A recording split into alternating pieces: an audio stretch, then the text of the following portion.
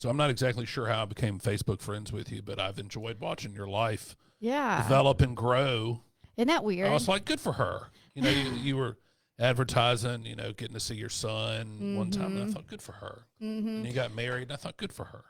Isn't it funny how like you're Facebook friends with someone, you're not real sure why, you're happy about it. Yeah. Right. All right, we ready? Yes. All right, great. Here we go. In 5, 4, 3.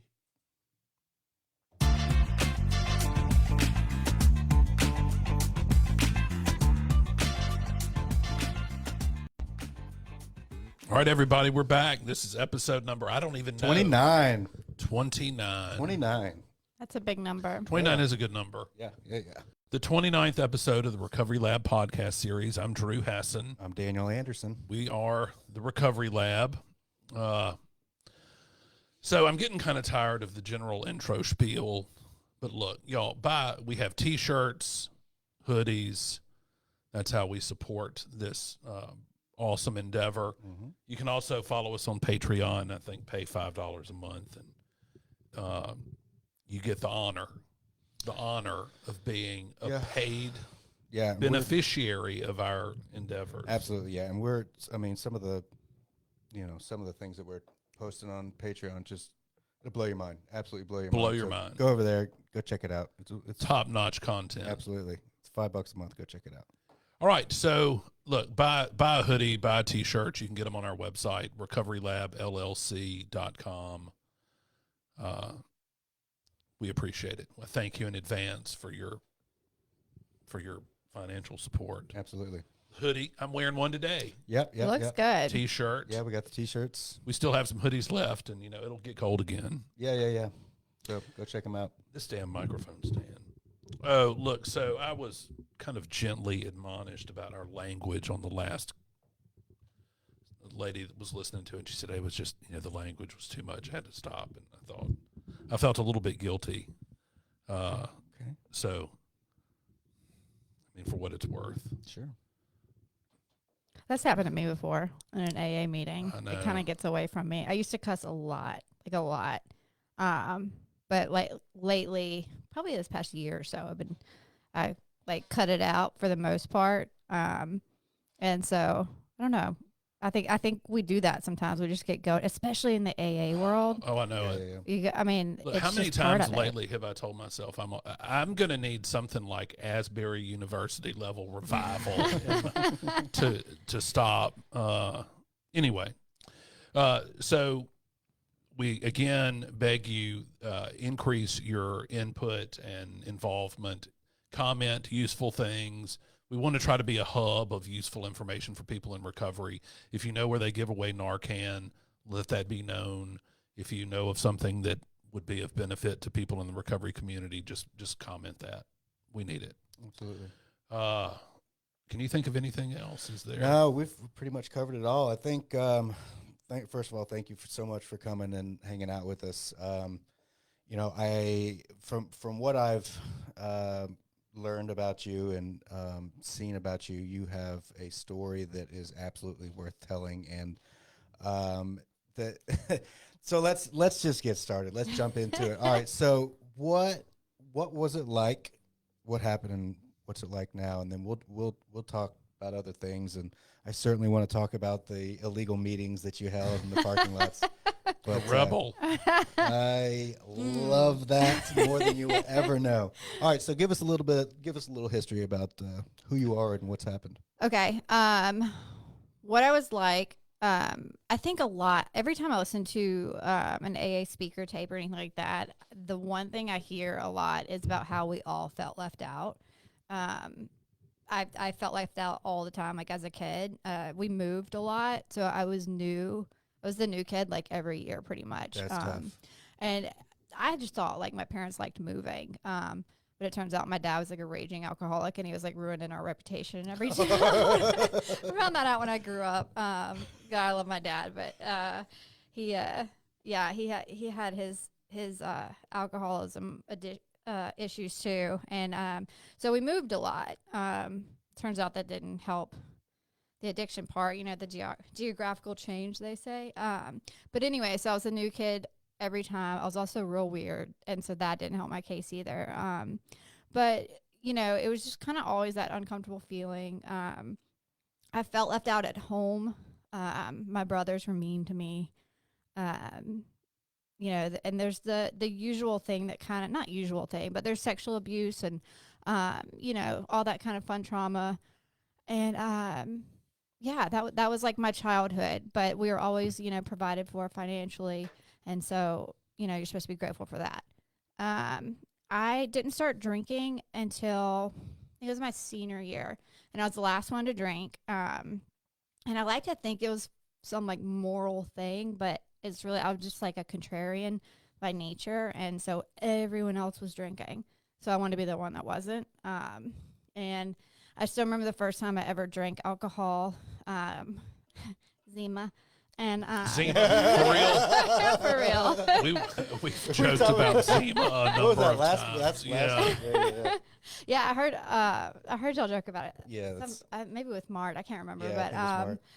yeah, and so I drank like 3 sips and then just was acting like I was completely wasted and having a good time with that. And then my parents were really strict, and my mom found out, and she came over to my friend Jessica's house and pulled me out of there and took me straight to the police station and made me get a breathalyzer, and it was a .04.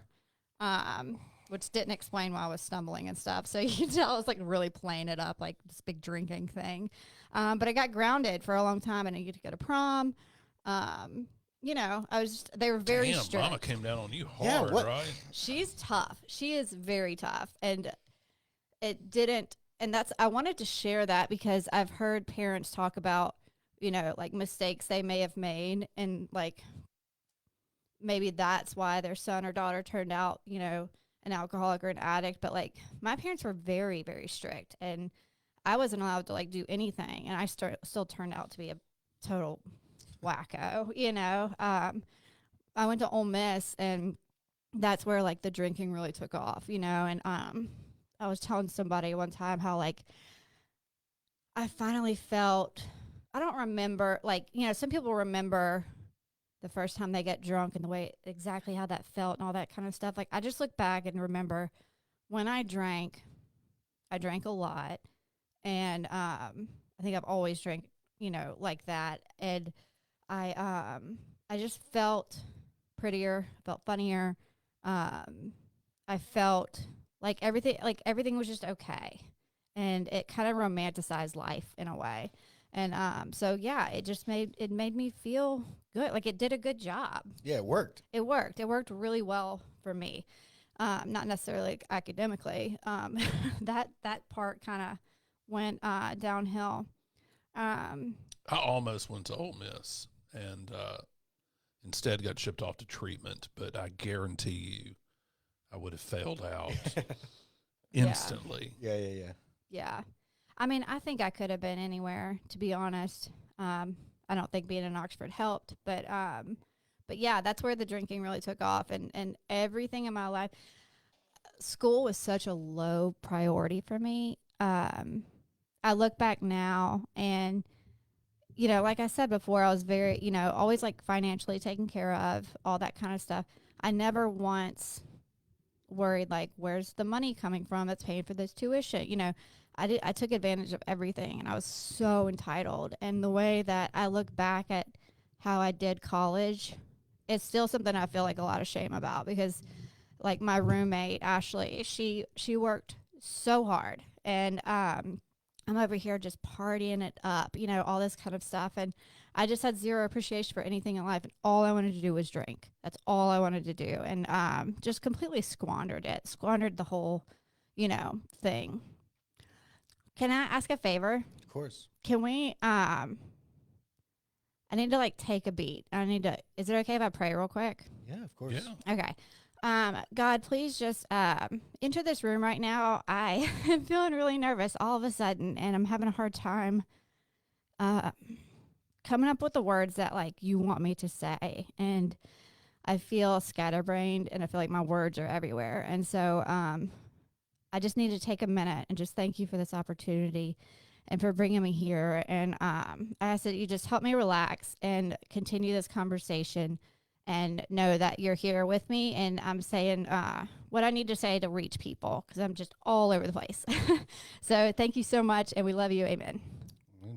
I think maybe the static in your mind is really just in your mind because you're doing a pretty good job. Yeah, I'm completely Well, I'm here on the same page with you. Yeah. I'm here talking about like alcoholism, and I'm talking about how, how much respect I have for like my college roommate and how hard she worked at school. You know what I mean? So it's like I'm like, wait, right, but we have an hour. Like we have okay. Like don't let those negative thoughts like even creep in because like you're doing all you're doing right now is just telling us what happened in your life. So there's literally nothing that you could say wrong because it's your story. Yeah.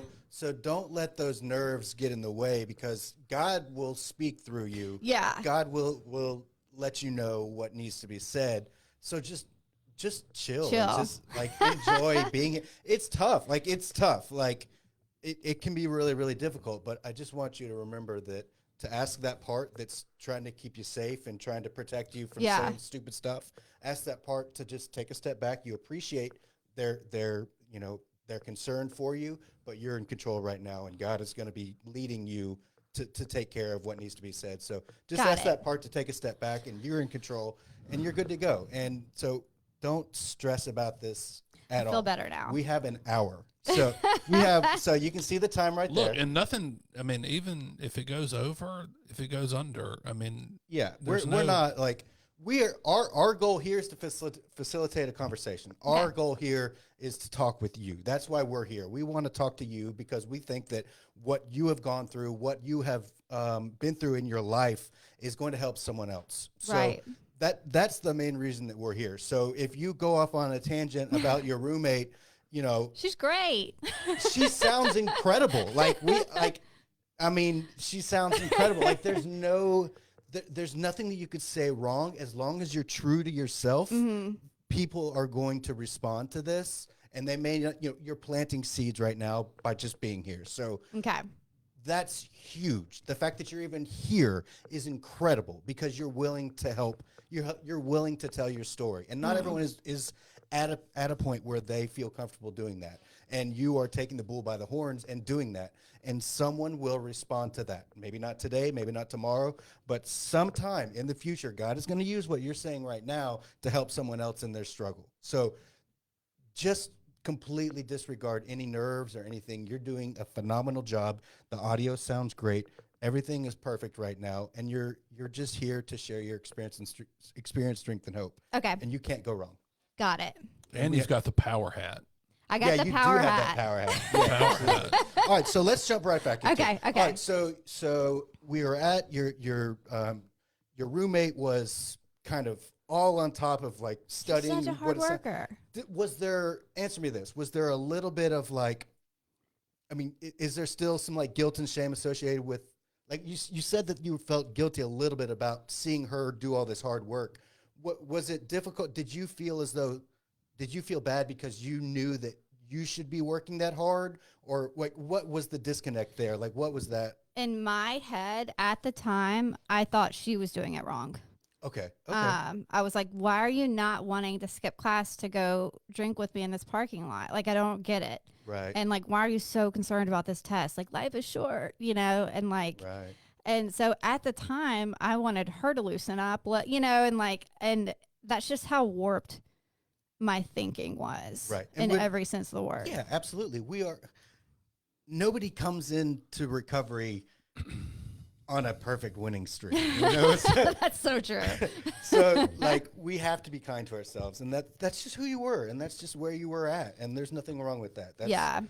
Everything that happened in our past is something that we're uniquely qualified to be able to help the next person who struggles with the same thing. All right, so the drinking is getting out of control a little bit in Oxford. What happens next? Before I start what's next, I want to say real quick is if you do have a child that is in college and they are, if they clearly have a problem that's not just typical college drinking and stuff, like I wish that I would have gotten help sooner. I don't think I would have been, who knows what would have happened, but I would have loved a little bit of that delusion to be smashed. Sure. And so I just wanted to say that real quick. Like, I don't think you could be too young to get some kind of help. And those seeds would be planted. But anyway, so I ended up wrecking my car into a telephone pole. I was always very like insulated from consequences because my dad always saved the day, Right. you know, and so never got in trouble for that. But I did go to Mississippi College. They moved me there, and that is where my boyfriend and I at the time were really good drinkers. Like we had a blast. And bless his heart, but we decided to make a pact after that accident and stuff that we weren't going to drink for 30 days. And he made it about 6. And I was just like determined I was going to make it those 30 days. And which I will say, if like 30 days, if like that's that big of an issue, like you might have a problem. Yeah. It was tough, but in those 30 days, I made some new friends at Mississippi College, and they told me about God. And I just never really knew who God was. I just had like the wrong idea about it. And Did you see God as like a punisher? Yes. Like, okay, so someone if was like, if you don't do good, you're going to hell, basically. Type yes, of thing. Is that right? yes. I just wasn't like, I don't know. It was like he cared about the kids who like had the good parents that also went to church and the normal families and he liked those people. But me, I don't know. He just wasn't a fan. So I found out about this God that wasn't the God that I thought he was. And I met all these people there at Mississippi College that, I don't know, they just loved me in a way that I'd never been loved before. And so before that 30 days was up, I What became a year? Christian. What year was this? That was 2005. Okay. Either 2005 or 2006. I think 2005. And so, yeah, that was like a great year of my life. Yeah. And then the boyfriend broke up with me, and it was just like all like, get out. I'm out of here. Like, screw this. Not only am I going to drink again, I'm going to start smoking weed. Did you finish and graduate from MC Eventually. I went to school long enough where I could have been a doctor, I feel like, but I got a bachelor's degree, and that's all that matters. I was like a professional college goer. So ridiculous. But I graduated, all right? And yeah, so I that last like year or so was a lot of weed, a lot of drinking, I failed walking class. I'm not kidding. I signed up for walking and just failed it miserably. I love that. I would just be like at the very back of the class. This is a Christian college, but I was so over all of it by then. Like I was just in the back, like smoking cigarettes and walking. And that's like if I showed up. Right. But finally graduated. On my graduation day, I had to leave the ceremony 3 times to go throw up. I thought it was because I drank a martini the night before, and that wasn't usually my thing. And so me drinking that much wasn't the problem. It was the choice of drink that particular night that was the problem. So just continued delusion about this problem that I had. And that was a tough day, like, because my parents were in town. They wanted to go eat afterwards, and I couldn't make it. I never even thought about that. That was just one of those things I've like shoved down again. But yeah, I didn't make it through my college graduation. But graduated. Absolutely. You powered through. Powered through. Absolutely. All right, so then what happens? So immediately after I graduated, I was working in a restaurant. I don't know if y'all remember Alumni House on Highway 51. I was working there and was dating my boss, and we ended up moving to Hattiesburg together to open up another Alumni House in Hattiesburg. And we got pregnant, and I had Jax. And I thought that Jax was gonna like fix everything. Right. I thought that I would all of a sudden find like direction that I was missing, and I would just all of a sudden become this person that was like a grown up. But it just didn't happen like that. And I think I went through some sort of postpartum depression / selfishness / I don't know, but I ended up taking Jax and going back to Natchez to live with my parents for a little while, and that's something I've always had a lot of shame about. Was just leaving his dad there and just being like, deal with it, like this is what I'm doing. And that's something that I've had to do a lot of work around as well. And we're still good friends to this day. We've never had like a big argument, and he's just loved me and accepted me for, the selfish person I was, and hopefully am not anymore. But he's a good dude.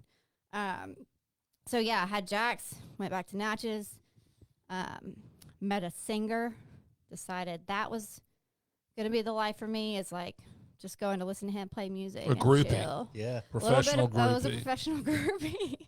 That didn't work out. I've been engaged like 4 times. So there's just like a few of those throughout like my life story of just like randomness. So got engaged to him, didn't work out.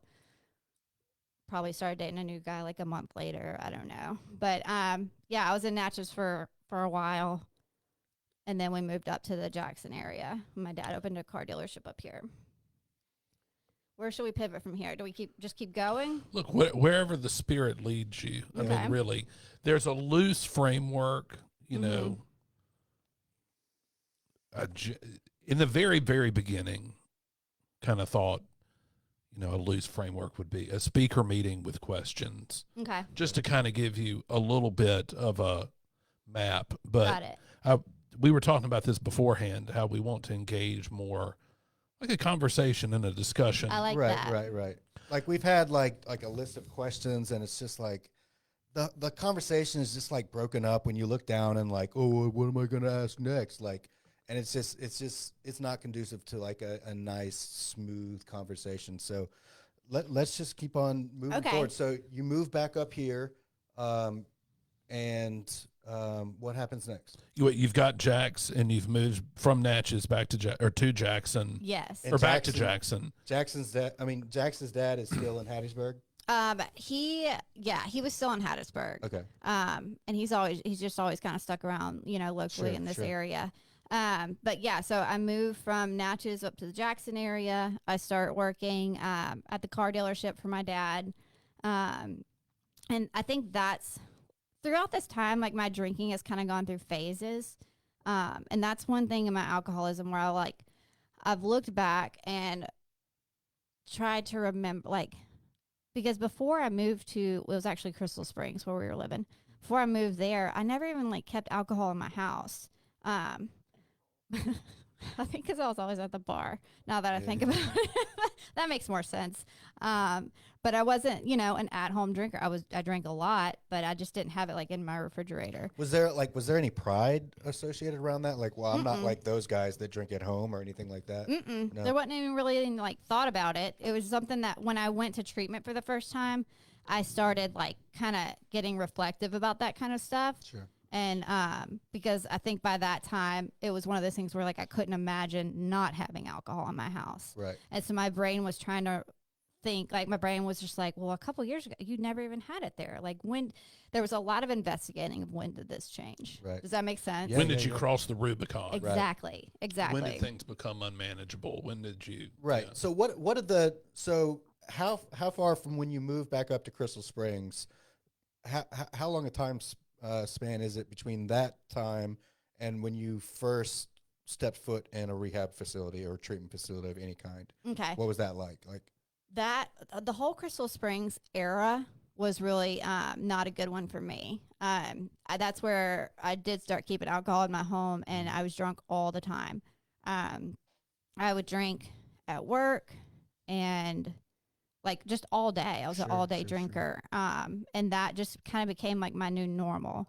I'm not sure why I felt like it was okay, but it just was. And I would start drinking first thing in the morning before I would take Jax to school. While I was there, a friend that I work with who was just kind of I feel like someone God put in my life. Her name was Lauren. She was going through her own thing, and she wasn't able to drink until it was either April or May. And this was the beginning of March. And I went to her and I told her, I was like, I don't feel like my antidepressants are working anymore because I'm just really sad. And she was like, well, it might be all the alcohol. And I was like, I just like took a step back. I was like, wait, what? Yeah. Like, Yeah, what do you that's mean? like- No, I said the medication. She's like, well, that's a depressant Right. that you're consuming all day, every day. She was like, do me a favor. Don't drink until I, am done with this thing, and then I'll have a drink with you. And the thought of not drinking for that like month and a half, 2 months was like, are you kidding me? Like, there's Right. no way. Big deal. Big deal. And that in itself is what made me kind of think like, for the first time, maybe I have a problem. And so I went home and I threw everything away and I got everything out of my car, and I was like super proud of myself. And I did okay. And for the next like 2 or 3 weeks, I did good. And then one morning, I say it did good. Like, my life was manageable, except I could never get my kid to school on time. And it was 5 miles away from the house, but I was just so irresponsible. And I was never thinking like, he might be uncomfortable being that kid that's always walking in late. Right. It was more of like we'll go when I'm ready, I hate that. I hate thinking about that kind of stuff, but It is what it is. it takes is what it takes. is. Don't, don't, Yeah, I can sense that when you get in touch with some of these things that you might feel bad about, that it really kind of It gets to me. And It I gets don't to see you. tissues anywhere. I mean, it wasn't until you started getting upset, I thought, because we don't ever have anybody that Is as emotional that gets as to me? that level, No, it's really. not that- And right. Like that's what we want. Like, we want people to be real. We want Yeah. people, to be authentic, and crying is part of a lot of people's story. Like, I've cried a ton. Like, we've all cried. So the fact that you're able to tap into that in this kind of environment is truly that bodes to the fact that, we are helping people to reach that point, Yeah. to be able to talk about that. And then it's precisely when we reach that point that people will start to respond even more, because they can really latch on to and feel that emotion with you and for you. And so if we need some tissues, we got T-shirts right there. We can we get you a look, T-shirt. one of there were a number of reasons that kind of led to the beginning of the podcast, but the chief one was I have screwed my life up so badly, and I have made such horrible decisions, lost, respect and professional status and jobs and relationships with family, and, just dropped a bomb of selfishness all over my life. Me too. And I thought, if I could just be real honest about that, and if I could just get people that would be real honest about their own problems, then maybe one person out there could avoid one of the things that I wish I would have avoided. And using, I think the hallmark for how we're doing in recovery is how willing are we to be super honest about our shortcomings and problems and the bad decisions we've made, and then how willing are we to turn that into something profitable to help the next person. So look, be raw, let it all out. Yeah. If you Okay. cry, it's fine. We won't make fun of you. No, to your we face. literally have like a clean T-shirt right there that you can just Perfect. wipe Yeah, out. we need some We got some clean. we got those Recovery Lab T-shirts right there. So Good. You're good. Good. All right, Because so the next it's- part gets me. okay. All right, what year is it, and how old are you? It's Crystal Springs. Jax is like 4. So that was, when was that? If Jax is 13 now, he was 4 at the time. 2012, 12, 13? Yeah. And so we wake up and I'm getting him ready for school. He didn't shout. I had this trick where I would Febreze him. I'm not kidding. We were running behind. and I didn't feel like giving him a bath that morning. I would literally take a can of Febreze Got it. and be like, doop, doop, there you go. Like, let's go. That was my parenting. Okay. Yeah. Before anyone calls CPS, like he got baths. Okay. But it was just that one of those like random things that I thought was funny at the time. And I look back, I'm like, good Lord. But anyway, so we got in the car and, we're driving to school in Crystal Springs, and they were doing construction at the time, and they're actually still doing that same construction, I believe. But anyways, there was a sign that there's a bunch of signs, and there would be like a flag man, standing there because one of the lanes was closed, and they were always on this right side of town. And so I'm driving Jax to school, which is on the left side of town, and he's playing his iPad in the back, and playing this Cars game. And for the past couple months, he kept getting 2 stars, and he wanted 3 stars so bad. And we're driving, and he's like, Mom, look. And I was like, what is it? And he said, I got 3 stars. And so I turn around real quick, and I tell him, I was like, buddy, that's awesome. And I turn back around, and we're coming up over this hill, and there's this car stopped. And it all happened really fast. But we... It's okay. We slammed into that car, and all I could think of was Jax. He had just started this thing where he was unbuckling his own seatbelt, and all I can remember was like I didn't double check. I did not double check if he unbuckled his seatbelt after I put him in, and next thing I know, like we hit and we're flipping and we're turning, and it was just the scariest moment. And all of a sudden we stop and we're upside down, and he's in the back, and he had just learned the phrase "what the heck," and so he kept saying what the heck, and got him. And all of a sudden there's all these people around, and they're all like construction people and stuff like that, and I don't know how they got there so fast, but they're trying to get me out. And I was like, get my son, and they get him out, and then they get me out, and the police are there. Everyone got there really fast. And I heard this woman say, because I went over to her and I was like, is he okay? The person I hit, is he okay? And I was just so worried. And I heard her say that she said,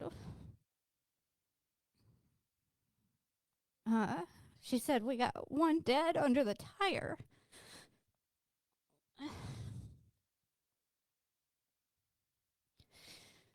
And I just kept thinking, like, how? Like, how did that all right, I hit the person. How did he get out of his car and under his tire? Like, this doesn't make sense. And that was like all my brain would let me do in that moment. And it turns out that it was the flag man, the construction man, and he was on the side of the road, and that car was stopped because they saw him and were paying attention. And, so I ran into them, and they ran over him, and he was the one that was dead under the tire. And I don't talk about it very much. It's not an easy thing to talk about. It's not, and it's something I never wanted to throw out there as a reason why I drank the way I did. Does that make sense? I never wanted to use him.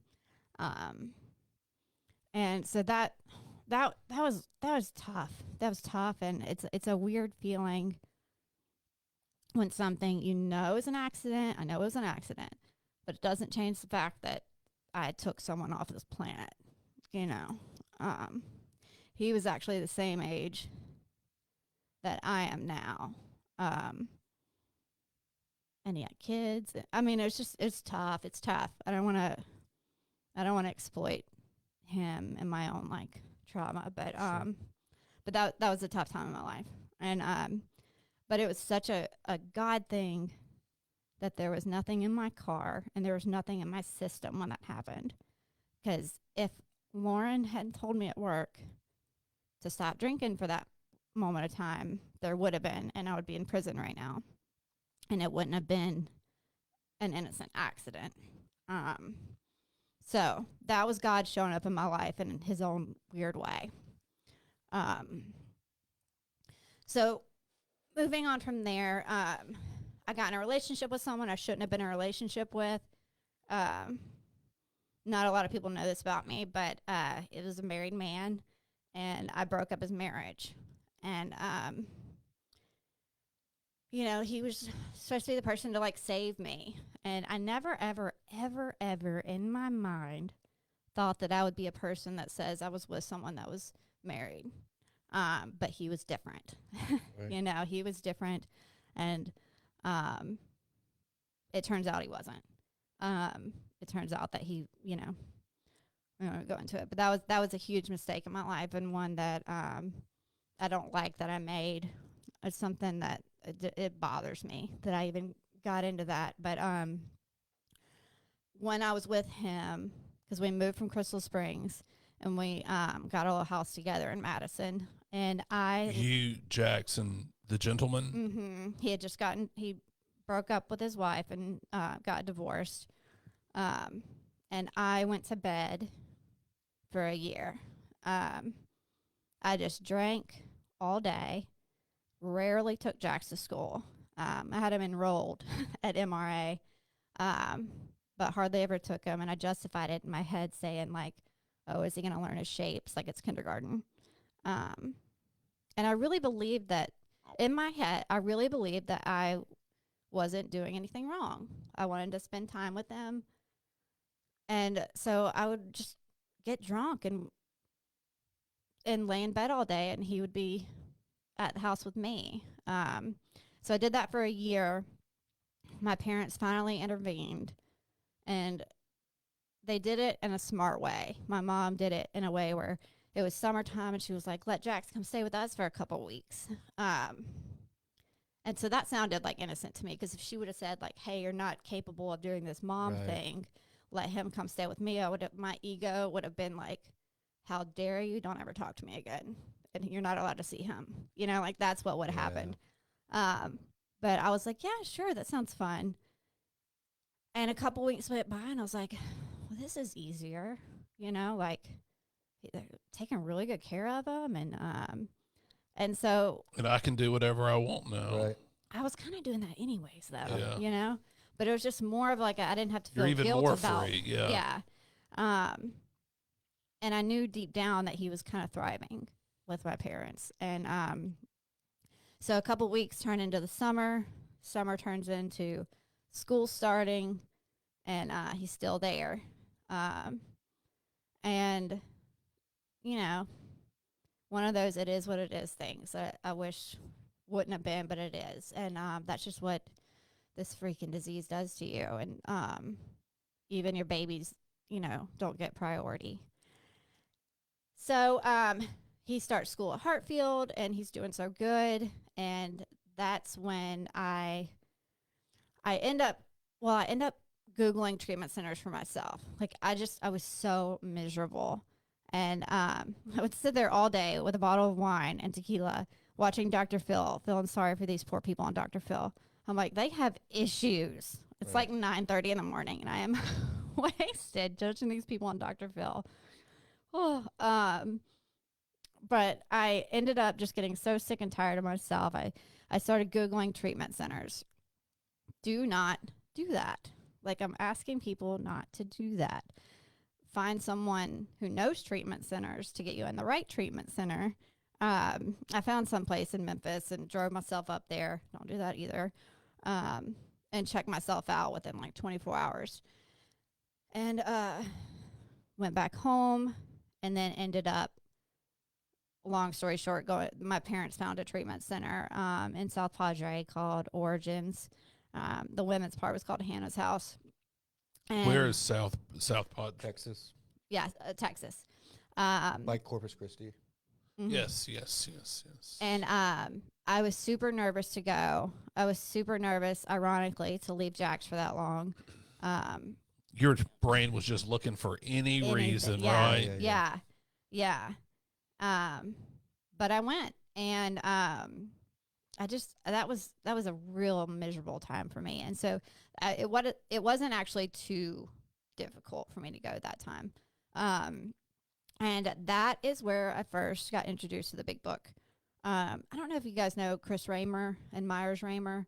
they're from Texas, but they do a lot of like speaker talks and stuff like that. And Chris Raymer does not play around. He is like hardcore big book, old school. And I loved it. And so I feel like I got a really good like foundational knowledge of this book. So I did that place, and How long were you there? 60 days. It was a really, really good experience for me and what I needed. And I got out of there and was like, all right, let's do this thing. I know this book. I know what alcoholism is. Like, let's do this. And so, Got this. yeah. So I come home, and the man that I'd gotten the house in Madison with, turns out that was kind of like his plan all along, was to like get me to go somewhere. He got rid of the house, the dog, all that kind of stuff. So when I came back to stay with my parents. And we were still, air quotes, together. But I don't know how many people he was together with. And that just kind of like flamed out or whatever. But being at my parents' house, that was like where I got back to parenting again and being Jax's mom. And so for the next 2.5 years, I ended up, getting an apartment for me and him. And it was the best time. Like, we had the best time together. And that was the first time in my life where I was like a good mom. Were you going to meetings? Yes, but not for good reason. I went to one meeting. I thought there was a cute guy. And so if he wasn't there at that particular meeting, I'd be like, oh, dang it. Well, I guess I'll go anyways and speak some truth to these people. Right. Like, I was very cocky about it because Chris Raymer taught me and I knew everything. Chris Raymer. Yeah. So yeah, I went to a lot of meetings. But I just wasn't doing this thing right. Like, I was doing it in a way where like I didn't have a sponsor. And that to me was just because I'm not like a sponsor type of gal, that was one of those like suggestions in here. I was like, So it's very like cherry picking this whole thing. Right. But I will say that like self-will and self-knowledge, I was telling Daniel, like it worked until it didn't. So it worked for me for 2.5 years. And like, I was so fulfilled being Jax's mom, and I was all about it. Like, I just loved every minute of it. And then when it stopped working, the self-will and the self-knowledge, all of a sudden, like, weed started to sound like a good idea. And it was okay to me because weed, like, was never my problem before. Right. Like, I'd smoked it in college, and stuff, and it just wasn't like, oh, I have to have this. So I figured it would be okay. So I did that for a few months, and then Marijuana maintenance program. I guess, yeah. I didn't even think about it too much. It was just one of those things where I was like, yeah, I should probably do this. It'll help with my nerves. And I didn't even have any nerves, but so yeah, I did that, and then started dating this guy, and that relationship was the darkest time. It was really bad. He was just a total narcissist, and but we liked the same music, and he made me laugh, so I thought it was forever. He was a recovered heroin addict, and so I was. Did he tell you about heroin? Yes, and that's what attracted me to him. Because I read what you texted to Daniel, and it's crazy. It's crazy. Big jump. It's a big jump. Big jump. So he would tell you stories and glorify heroin use, or No. Or was he like very like that was a bad part of my life? Exactly. Yeah. He was. But still, you latched onto that as something Yeah. that perhaps you wanted to try, or what? What was that? I don't know, like, subconsciously what all was going on, but I know that I love, like, high risk situations. I love, like, dangerous stuff, and, like, bad things are, like, kind of sexy to me. And so the thought of, like, him shooting up heroin and stuff like that, like, I love that. And that's just, like, a weird part of me. But I was just attracted to that. And I think deep down I wondered, like, I wonder if he'd ever go back to it. And if he did, I'd like to be his partner in that little venture. And that's eventually what happened. But yeah, the crazy part is that you're referring to when I said to Daniel was like, I've never done painkillers. There was not a slow progression. There was just a There wasn't. It was like, hey, 0 to 60. yeah, let's get the thing that you tie around the arm and let's get the needles and like, let's shoot this stuff. Do it. Like, yeah. So that's what I did. I will say that before I did that, because like, I do believe if I hadn't started smoking weed, I don't know. No, I'm not even going to say that because I don't know that. But I do know that when I was smoking weed, my head ended up telling me, like, you might as well drink because you're not really sober. Right. And I remember being in my boss's office. I'm actually going back to this same office tomorrow for the first time since I left. And I've got some weird things because my mom's closing on her house. But it was in his office, and he had this, he's a closing attorney. And so he had liquor in the office for, like, real estate closings and stuff for people who drink normally. Right. And I never like thought twice about it, but that day I had just reached 3 years of air quotes sober, of no alcohol. And I was like, I think I'm going to do this thing. I'm just going to drink. So I went in his liquor cabinet and I took his whiskey and I took 1 sip, and then I took 10 sips, and it was just over from there. But anyways, fast forward a couple weeks, and I saw this. I was in the gas station, and I saw this stuff, and I was like, I wonder what that does. And so I was like, I'll take one of those, because it had like a little, looked like a marijuana leaf. I don't remember what was on it, but it was innocent because it was in the gas station. And Is this kratom or what? it was kratom. Yeah. I didn't know anything about it, and it was just like in the section of like weird stuff, and so it just felt super innocent. And that is something that I hate that stuff. I wish it was not in this gas station. And like, if you are listening and you see that section of just random stuff, like, please know that it can ruin your life. Like, it can, I'm going to get emotional thinking about it, because like, that was one thing, like, I really didn't know how bad that could get. 'Cause it's like right there next to the cigarettes, you know? Like, Yeah, that kratom and that, what's that other stuff called? They call it za or ya. Yeah. They call it gas station heroin. Yeah. Tenazepine. If you Something. hadn't And had it's that- supposed to be awful. Yeah. Yeah. It really, So you're going hard on the kratom. over $250 a week. Damn. Yeah. Is I've this heard on of- top of heroin? No, this is before Yeah, I I don't tried think the heroin started yet. Okay. Yeah, this is like right after I started drinking. And so I'm all about like changing the way I feel right now. And Right. like, I'm just like, what else can I add in this little mix?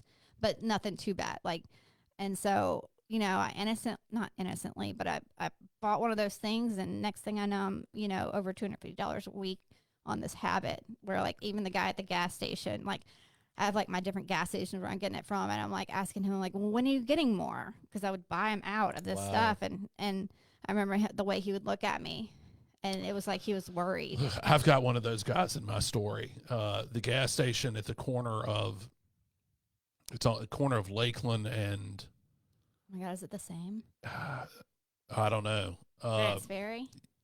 No, not that far down. Closer into town, going like to Castle Woods. Okay. And I was living over there, and I got turned on to Viva Zen, and like I would go and buy all that he had. Yeah. And this man watched, because it was the only gas station around that sold the Clove cigarettes that I liked. Mm-hmm. And I mean, I know this guy saw me. I mean, just the deterioration Yep. of my life, you know, from dressing like a professional to Yep. to bat Like a crazy. yeah. And I wonder, like, I want to go in there and say, do you remember me? Yeah. Yeah. Like, I got my shit together. It is like, it's weird when like the person at the gas station you can see is like genuinely getting kind of worried about you. Like, I remember talking to this guy one time, because in my fog, I thought, I'm gonna be a supplier of the junk they sell in gas stations. Yeah. And I talked to him about it one day, and I could see him looking at me like, what's wrong in your life right now? Like, he seemed to have genuine concern. Like, what has happened? Right. Yeah. I All had- right, I had so those, yeah. so you're getting gooned up on Kratom. How long does that Kratom. last? I don't You even got remember how long. $1,000 a month Kratom habit. It pretty was insane. bad. It was bad. And so I have to say, like, if you are listening and you're looking to try something and you see something in a gas station, I'm begging you not to. I want you to know, like, the seriousness of it, and that it will in fact destroy your life if you go near it. It drives me nuts that it's in these gas stations. But moving on, so I don't know how, I'm not good with my timelines. Yeah, that's okay. But that lasted for, a couple months, and then finally I told, the boyfriend at the time, like, hey, let's do this stuff that that you used to do. And so we did it, and it was the best feeling ever, and I loved it from the jump. I loved, like, the lifestyle of it. Like, I loved the process. I loved all of it. And in, like, my sick, warped mind, it was very, like, romantic to me. And I'm super grateful that during this whole process of getting sober this time, that, like, God's changed my heart. And thinking about that kind of thing is not attractive to me anymore. Right. Because it was very attractive to me. And so Got a anyways, I got fundamental shift in your yeah, view. yeah. I this relationship with this guy just took top priority in my life. And Jax just started bless his heart. I'm so grateful he never saw what was, like, going on. And I do sometimes I think about doing this kind of thing. I thought about this in this other podcast that I did. Like, I don't know where the line is of, like, how honest to be to help others while also thinking, like, and he is going to hear this one day. Right. You know what I mean? Like, and I still haven't figured that out. So that's something I'm trying to navigate. But God was protecting my son. I know that 100%. He didn't see things that would have been terrible for him to see. And God protected him while I was, gone at 1 o'clock in the morning to, quote, get groceries. And so I would go to South Jackson, and, the guy wouldn't be on time, and I'd be getting so frustrated. They're never on time. They're never on time, ever. Like, what is that? Yeah. And I'm sitting there like this concerned parent. Like, I wish he would hurry because my son's at home alone, and it's like he doesn't care about that. Where was the guy? With me. Okay, yeah. He never gave a crap about my son, ever. And it bothers me that I would even let someone in my house that had that little regard for my son. Not that I was acting in a way where I did, but I don't know. There's something I can't imagine going in someone else's home and seeing I don't know. It's just something weird to me about it. But I mean, he's just a terrible person, and he always will be. I've done work around it, I promise. But yeah, he was with me. He actually helped me sell some of Jax's stuff when we were running out of money, because the sweet boyfriend he was. And yeah, that relationship ended when I ended up going to treatment. So that was that would be the second treatment, is that right? Yes. Okay, so where was that second treatment? Okay. So this is how that went down. The guy that I was seeing, he actually worked for a recovery place. And I think he ended up getting caught. So he had to go to a detox facility. And so when he left, I was like, well, I'm going to detox too. And I'm done with this stuff. And so I detoxed at home for a week off of heroin. And that was the sickest I've ever been in my life. And I think God did that too. I think if I would have had it a little easier, if I would have gone to treatment right away and detoxed in treatment, like, Without having to go through without having to go through it. I don't know. I think I needed to go through it. It was the worst, man. It was brutal. I thought I was going to be able to, like, sleep through the week or something like Right. that, and all of a sudden wake up and it's out of my system. I didn't get a wink of sleep, and I couldn't get to sleep, and it was bad. I ended up calling my dad, and seeing if he could get Jax from school. And he Did they know you were detoxing? No. And we're an alcohol family. Like, not an alcohol family, but like my dad was an alcoholic, not a drug addict. We didn't really have any like drugs in my family, but they knew something was up. And so when I asked him to pick up Jax, and he was like, "What's going on?" And I said, "I'm detoxing." And he said, "From what?" And I couldn't say heroin. Like, I just couldn't bring myself to say it. So I just said opiates. And he picked Jax up from school, and my little brother ended up coming to my apartment a few hours later. And when he walked in there to this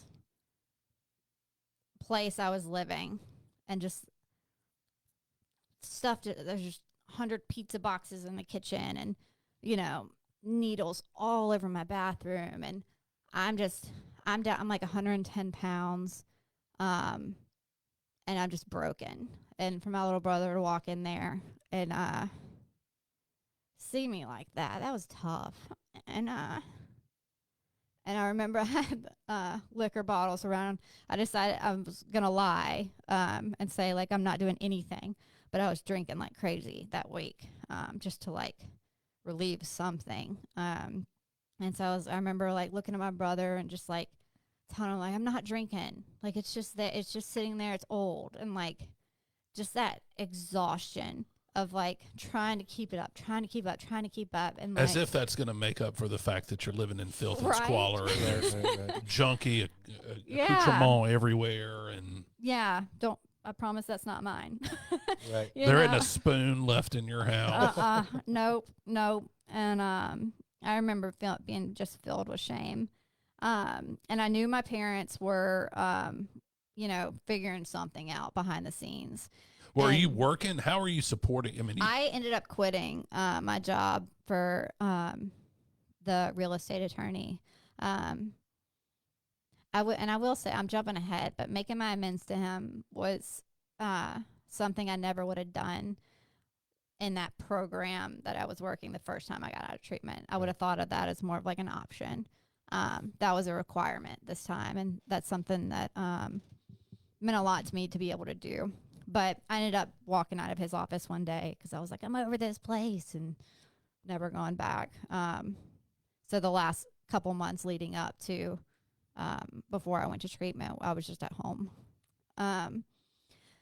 But anyways, so I knew my parents were working on something. I didn't know what. And I started like getting kind of anxious, like I want to know like the plan here. So I called my mom. My dad wouldn't answer. He just couldn't. He couldn't talk to me. and did they have Jax at this point? Mm-hmm. Okay. He couldn't. He was so disappointed. And so I talked to my mom, and I was like, just tell me what's going on. Like, am I going somewhere? Like, what's the plan? And she didn't. I'll always remember this. She was so scared. She didn't want to tell me because she had heard of how many people will go one last time before they have to like go into a treatment facility, and they don't make it out of that last time. And That's true. Yeah. And she was just so scared to tell me because she was scared that I would have one last hurrah and overdose. And I promised her, and I was honest with her, that I won't do that. I won't do that. I just want to know what's going on. And so they had gotten in touch with Ruth Ann Rigby, local celebrity. Ruth Ann comes up a lot in Yeah. here. Yeah, she's incredible, man. She's incredible. In fact, anytime anyone calls me needing any kind of like suggestions or help or anything, like I just have her right there in my favorites list of like, please call her. She knows exactly what she's doing. But anyway, so sorry, I see the clock. No, you're good. We're Okay. good. Ruth Ann helps my family get through this really difficult time and making sure they're not enabling me on my way, all this, like everything is set up. I'm to go to BRC Recovery in Austin, Texas. When I heard First of all, it wasn't waterfront. I was a little disappointed. That's how sick I was. I was like, wait, it's not on the beach. Like the last place was on the beach, and I really like the pier. So like, are y'all sure you want to send me here? Is that not ridiculous? It is ridiculous. It is. Yeah, it's quite ridiculous. Oh, it just makes me nauseous. It is what it is. It is what it is. But anyways, so I was a little disappointed in that. My life's falling apart, but this place isn't waterfront. And also, it was 90 days. 90 days sounded like eternity. It sounded so impossible. I was like, wait, like, I know I have issues, but like 90 days, like, no. I need you to find a place that's like max 60 days. But there was no room for negotiation there. If there had been any room at all, I would have negotiated all day. So thank God that they weren't willing to negotiate a single thing with me. So they arranged for a family friend, Marcus, who is an angel. He works a lot with Ruth Ann to like transport people. He is supposed to, he's supposed to pick me up, but I'm I won't let anybody pick me up. I'll meet you there. So I meet him at the airport. We missed the flight. And I blame everything in the world except for myself. So we get on the next flight. And I still remember this. And it's so stupid. Y'all know that woman that's like the NFL referee? Yeah. Just like such an awesome chick. And like, I'm so drunk in the airport. It's like 6:30 in the morning. And I see her. I'm like, Marcus, you see, that's that Sarah chick, the football. Hey. And I'm like, you're awesome. Big fan. And like, he's just over there like, oh my God. Like, what is going on? And so that was me on the way to treatment. As dark and as I was, like, I was still just kind of like just not there, and just wasted. And I remember being in the airport and having my last drink, and I couldn't even finish it. Like, I couldn't even finish. Like, I couldn't fit any more alcohol in my body, and that's how I drank. Like, I never was hungover because I was always drunk. People will like have their, water bottle with them at all times. Like, I always had mine, but it was alcohol. And so I would just all day sipping. And so I get to BRC, and it's supposed to be a 90-day program. I was there for 5 months, and I needed every hour of that program. Like, and that place, there's something magic about that place. It was the first time in my life I wasn't able to manipulate anybody. It was the first time in my life where I learned like how I was actually showing up versus like how I thought I was showing up. There was like a lot of accountability, and I had like lived a life with zero accountability at all. And all of a sudden, like, these girls are like coming at me every day for like my behaviors and stuff, and I'm just like, who are you? And like, I'm so offended. And just after time and after time, it's like everything's getting right sized. My ego's getting right sized. My priorities are getting right sized. And I grew up at age 35, and that treatment center, I mean, I owe my life. Like, I owe them my life. The people that worked with me, the women that were in there with me, saved my life. And God's, a huge part of that. I think that, I think he got me there, and I think that he helped me through the entire way. And I think that he's the one that's like kept me sober. Absolutely. There's no question about that. Yeah. All right. So you were there for 5 months. What happened when you got out, and what is it like now? How have things improved? What is your life like today? What do you enjoy doing today? What's life like today? Okay. So when I got out, that was when it got really difficult for me, because while I was there, people were watching, and I'm big on like validation. Not that I like got a lot of validation, but I knew people were watching. So even if they weren't saying it, they had to be proud that I like stayed after and swept the floor after lunch, because how selfless was that, Right.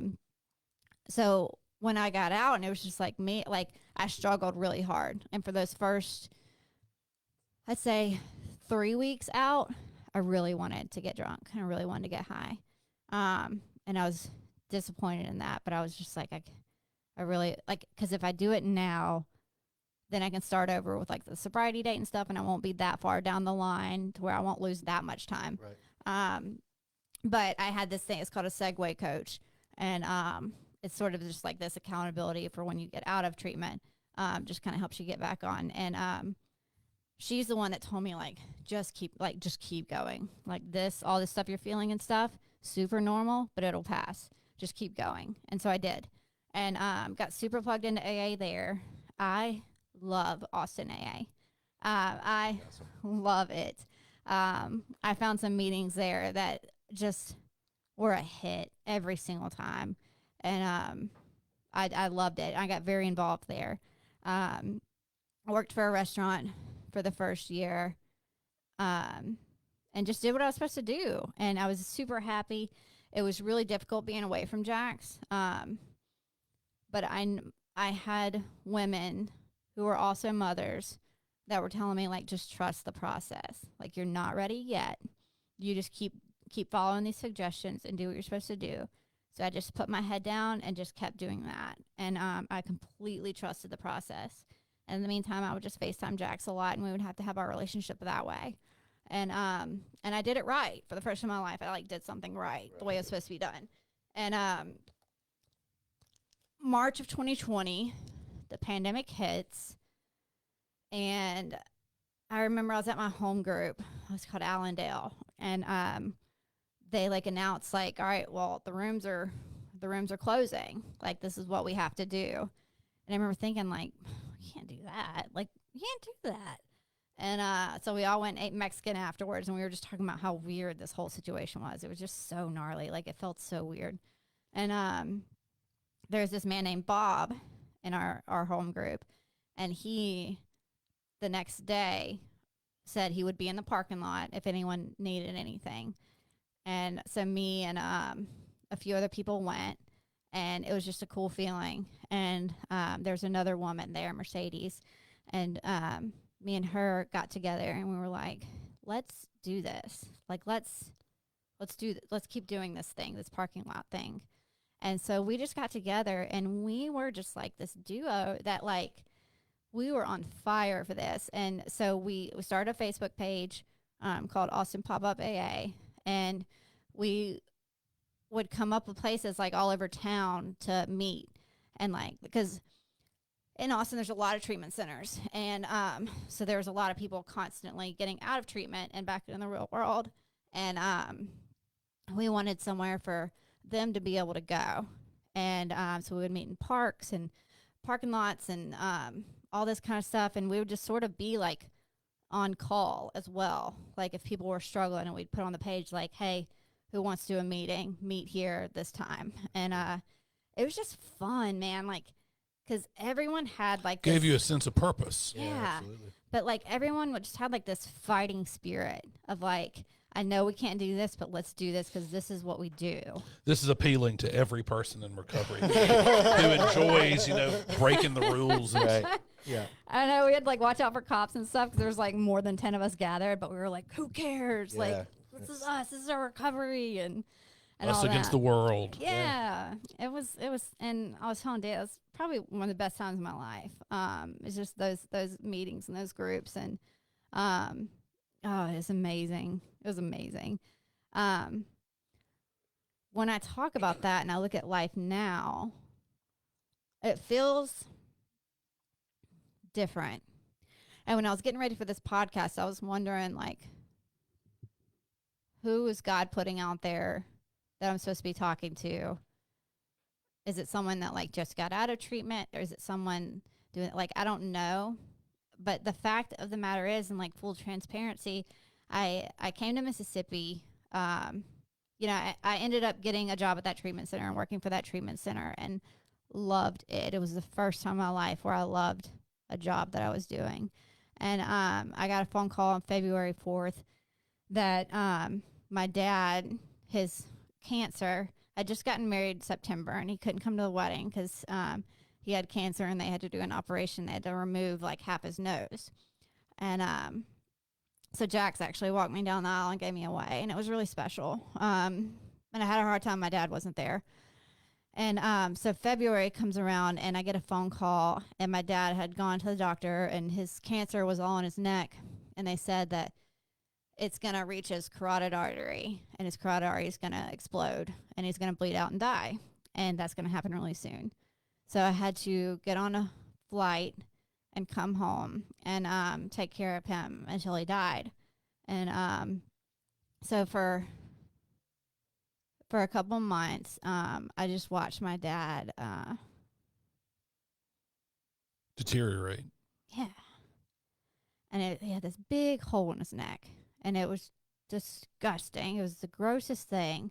Cancer's weird. Like, oh, cancer's crazy. And it's just taking over his neck. And I'm cleaning out his wounds, and out of all people in the world, I'm giving him his fentanyl patches and keeping those away from him, and his morphine and all that. And if that's not God, then what is that? You know what I mean? For this heroin addict to be able to do that and not struggle at all. And I watched my dad die, and I was there for his last breath. I stayed with his body until the funeral home came, which is a lot longer in real life than you think, like in the movies and stuff. Right. It's like it's a minute. You're there for like over an hour, and I'm sitting there next to my dad's body, and I'm just holding his hand. I know this sounds all morbid, but this is stuff that's all going on in my head these days. And that's something that, I don't know, losing my dad has been just the worst. It's just the worst. And like, he was my best friend, and he had the stupidest like sense of humor, and I had the same sense of humor, and so we just like got each other, and we would text each other all the time these stupid jokes, and I have no one to make those jokes to anymore. Yeah, but he got to see the sober you. I know. But the pain is just like super real, and then a few months later, I lost my father-in-law. And my father-in-law made me feel like everything was going to be okay. And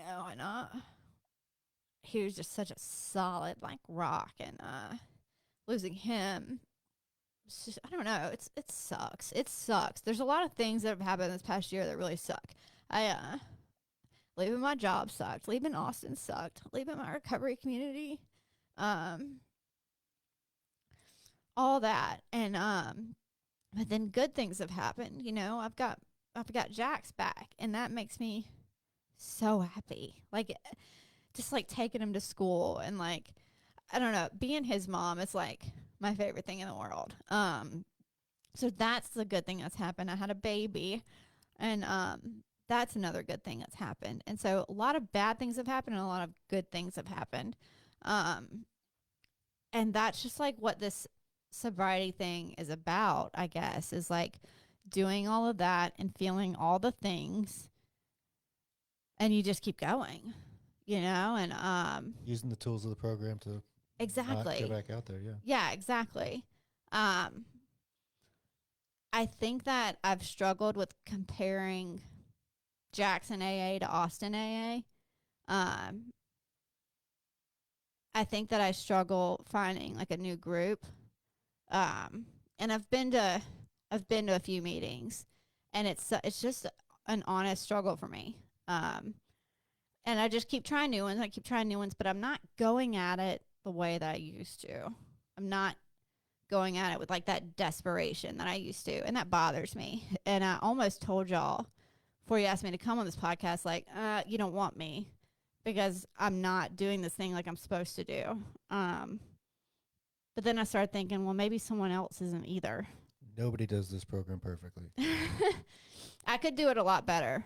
I know that. Okay. But I know that I shouldn't I know that I'm worthy of telling my story, even if I'm in a spot where I'm not at my greatest. Does that make sense? Absolutely.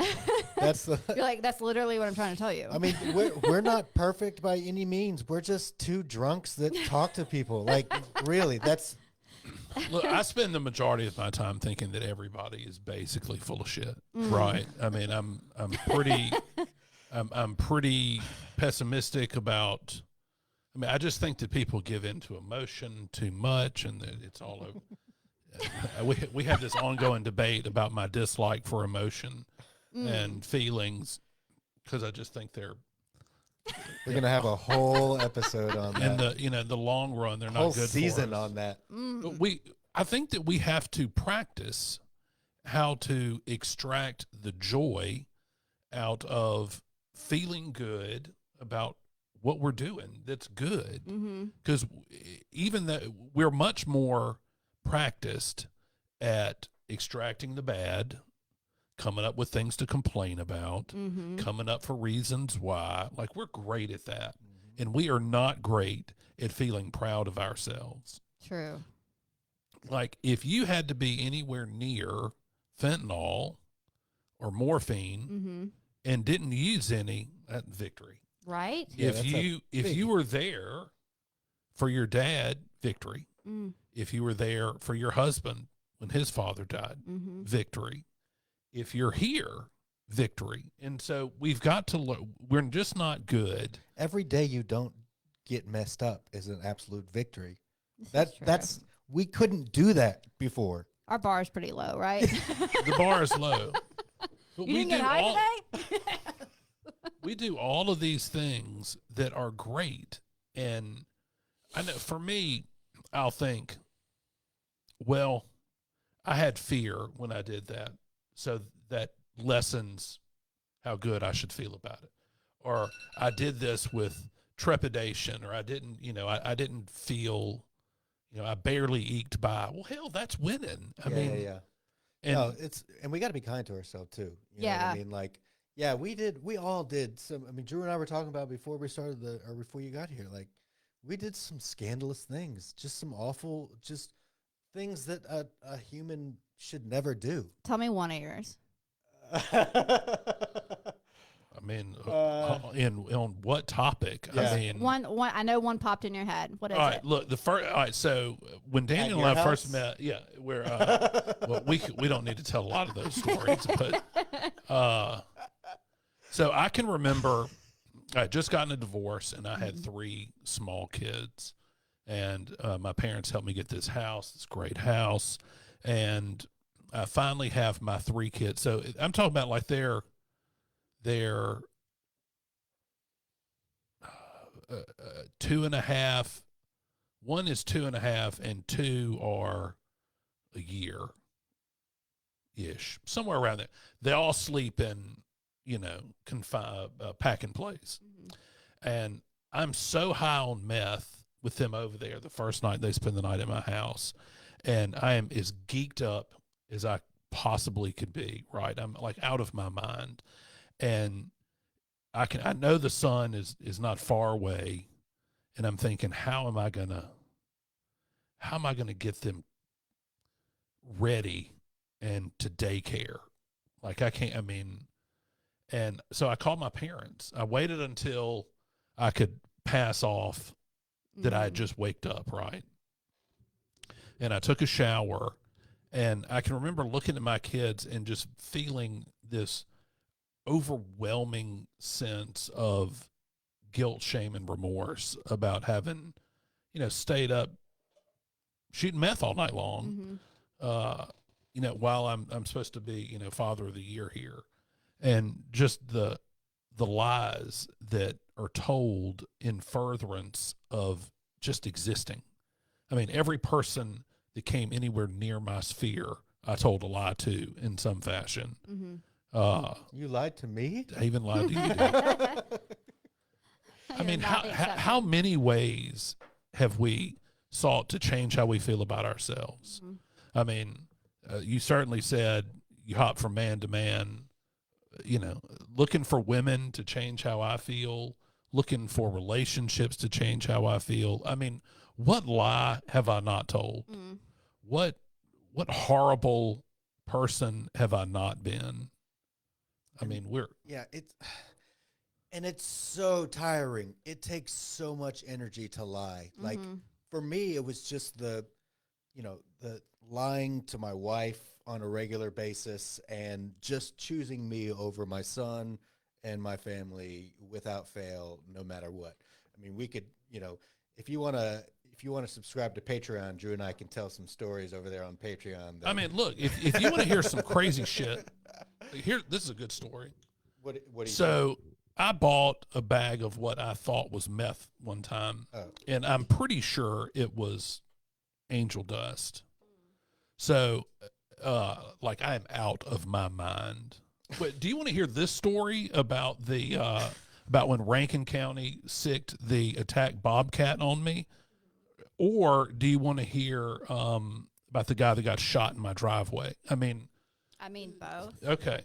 So I get gooned up on what's probably angel dust, and it was cold outside, and I had on a North Face down jacket and shorts.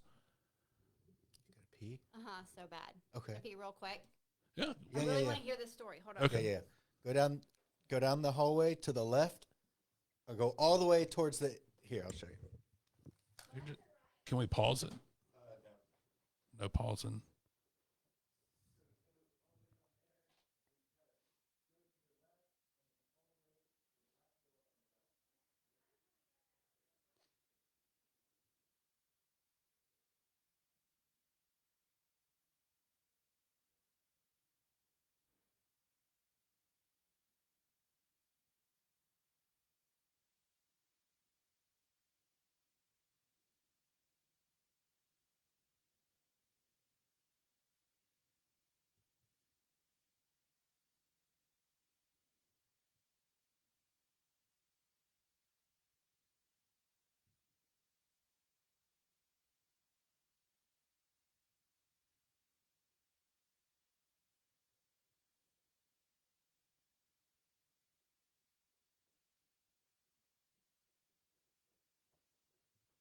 Truth is, I got to pee too.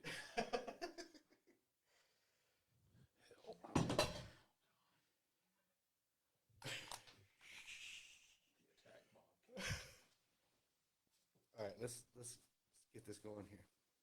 All right, we're gonna, for all our viewers, we've had a restroom break, so we are gonna listen to some Kenny G as we wait for everyone to return from the restroom here.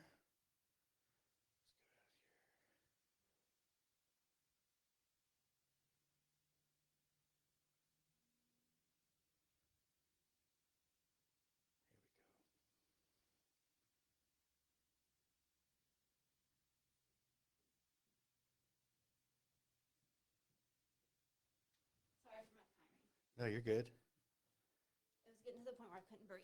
No, you're good. Drew had a pee too. So we're gonna listen to some Kenny G while we wait. Okay.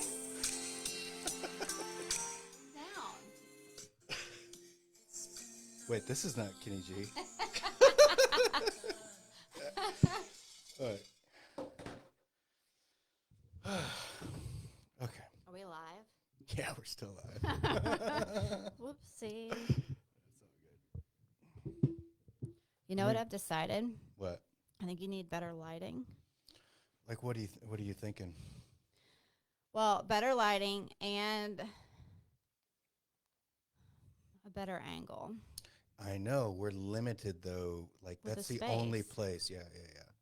So as we grow, we'll. As a woman, we like a good angle. I know. And So if you want more women on your podcast, you need to think about them. Yeah. Yeah, I mean, like we would have to go like 2 feet back. Like we need a little bit bigger space.